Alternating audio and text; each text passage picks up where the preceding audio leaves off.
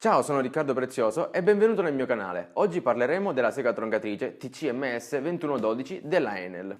Prima di cominciare però ringrazio Faircolor per avermi permesso di provare questa troncatrice e per aver permesso la realizzazione di questo video. Adesso, sigla!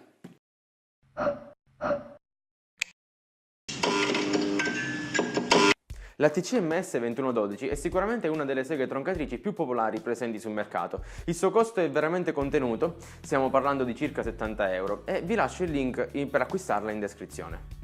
Piccola parentesi, se volete vedere l'unboxing e l'assemblaggio di questa sega troncatrice potete trovare il video nella scheda qua in alto. Tornando a noi adesso, la cosa che più mi piace di questo attrezzo è la sua incredibile solidità. Infatti una volta bloccata nella posizione di taglio non si muoverà più e la sensazione è quella di avere un unico solido blocco di metallo in mano.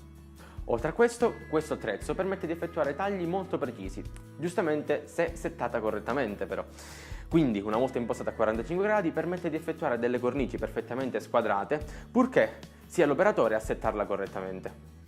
Un altro punto a favore è il pochissimo ingombro. Mi sento fortemente di consigliarla a chi ha un piccolo laboratorio, ma comunque vuole cimentarsi in qualche lavoretto di falegnameria. Passiamo adesso a ciò che non mi è piaciuto di questo prodotto. Quindi, punto numero 1.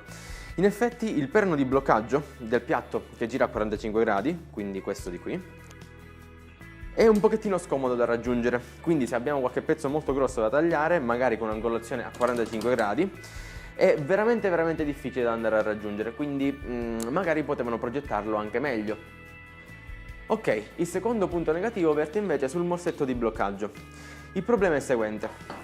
Se il morsetto viene posizionato nel suo alloggiamento sulla sinistra, siamo impossibilitati a effettuare tagli con una inclinazione a 45 gradi in questo modo, perché sbatterebbe sul perno di bloccaggio.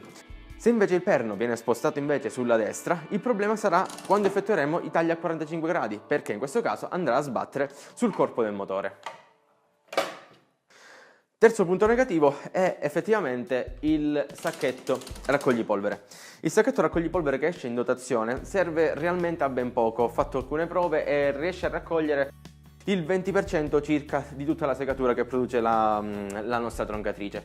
Il problema è il seguente: se lavorate all'esterno non è un grandissimo problema, ma se lavorate all'interno in un laboratorio come il mio, la polvere si potrebbe spargere e depositare praticamente su tutto. Quindi l'unica soluzione sarebbe quella di andare a creare un collettore di polvere come quello che uso per la mia 2131, adatto in questo caso per la 2112. Ci sto già lavorando effettivamente. Bene, parliamo adesso di dati un pochettino più tecnici, quindi la larghezza e l'altezza massima di taglio. Se consideriamo un taglio quindi a 90 gradi, avremo che l'altezza massima sarà 55 mm, mentre la larghezza massima sarà 120 mm.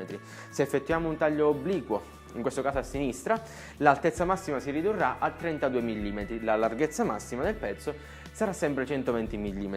Se effettuiamo un taglio a 45 gradi, in questo caso a ridursi sarà la larghezza del pezzo, che può essere massimo 80 mm, mentre l'altezza comunque rimarrà invariata 55 mm. Se dovessimo effettuare quindi però un taglio sia a 45 gradi che a 45 gradi obliqui, avremo che la larghezza massima in questo caso sarà 80 mm, mentre l'altezza massima sarà 32 mm.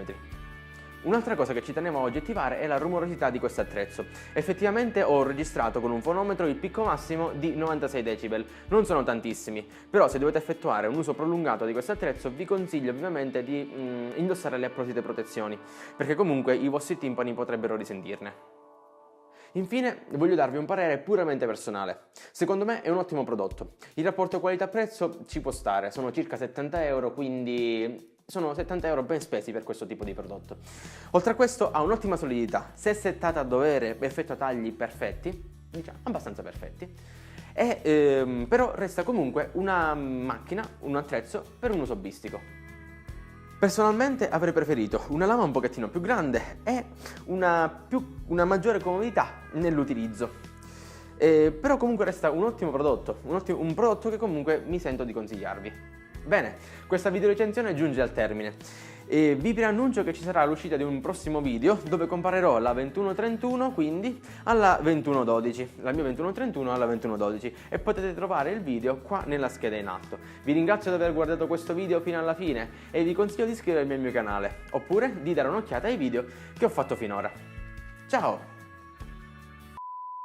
Oggi parleremo della sega troncatrice TMSC, qualche altra che cosa? MS, TC, TCMS, TCMS, TCMS, TCMS.